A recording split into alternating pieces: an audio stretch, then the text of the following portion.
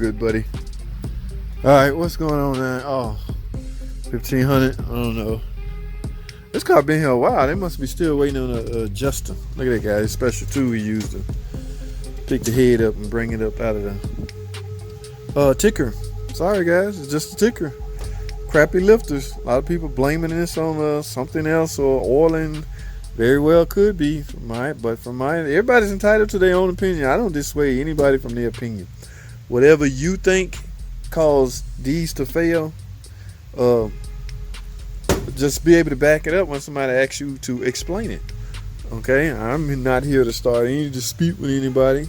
Okay, in my opinion, it could be the oil and distribution, but it could also very well could be just a crappy. Now, if you're gonna explain it like that, the oil should be spraying on top of all that stuff. If you're gonna do it like that, there needs to be an explanation on why, after we replace the lifters, why we never see the car back again for a lifter problem. Okay, the only thing we're doing is putting in a newer, revised lifter, guys. Think about that for a second. Okay, we're not changing the way the engine is oiling, the oil distribution. We're not messing with none of that. Okay, we merely going in with newer, better, revised lifters.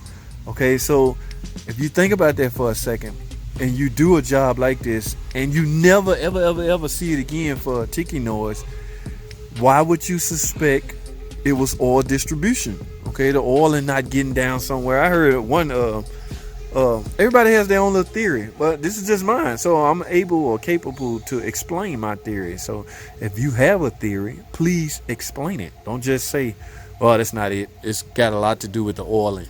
Okay, explain.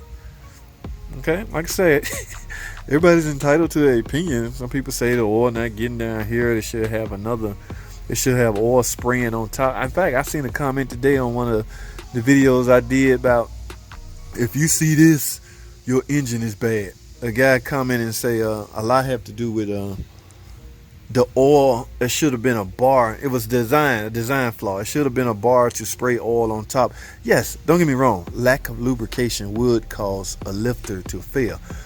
But back to my original point, if we replace these, I did one 5 years ago, and I know this person, and I know good and well if she hear any kind of tick whatsoever, she the type that turn around and come right back. It could be 5 years later, she's still bringing that sucker back. She still have the this is a Charger, I want to say. She still have it. Okay, I did the camshaft and the lifters. Okay, so the camshaft it plays a role. The only reason we're replacing the camshaft is because the lobe is damaged. There's nothing a camshaft do but open and close.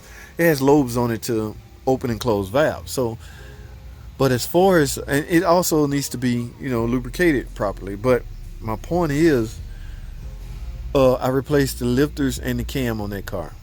5 years now, 2021, it'll be 6 years this year.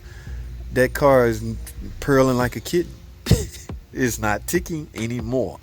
And that was those lifters I put on 6 years ago. So obviously it's been revised from the original. The car is a 2013, I want to say 2012, might be 2012.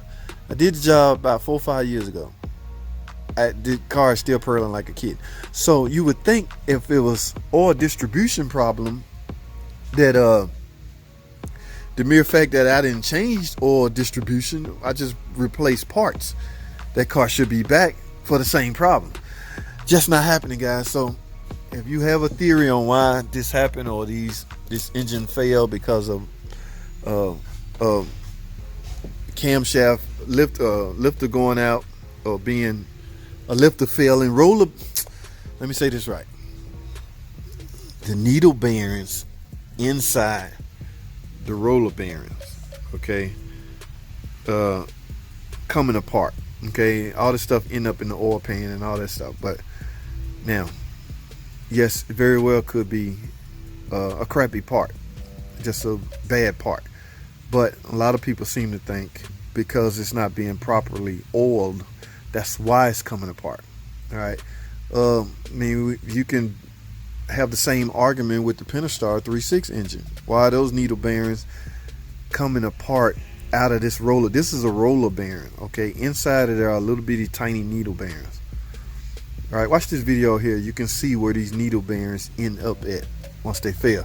So just something to think about. Everybody's entitled to their own opinion, guys. And I ain't knocking anybody's opinion. I'm just giving you my take on it. So we'll talk some more, guys. Let me go. All right, guys, let's go this way. I got to clean up my area, throw all this stuff away. Oh, guys, here's the trans pan where I did the ZF version of the 8-speed rear wheel drive. Did an actual transmission service, guys. Y'all remember the Jeep? In fact, let me card that right here so y'all can watch that. I have no more use for this, guys. It has the filter integrated into the pan, so ooh, look at that filter. Filter's likely clogged up. This car had Jeep had 160,000 miles. Now, it's something I want to point out, guys, because I don't really understand this. I'm gonna have to talk to somebody about this. The new pan that I got in the package did not have a drain plug.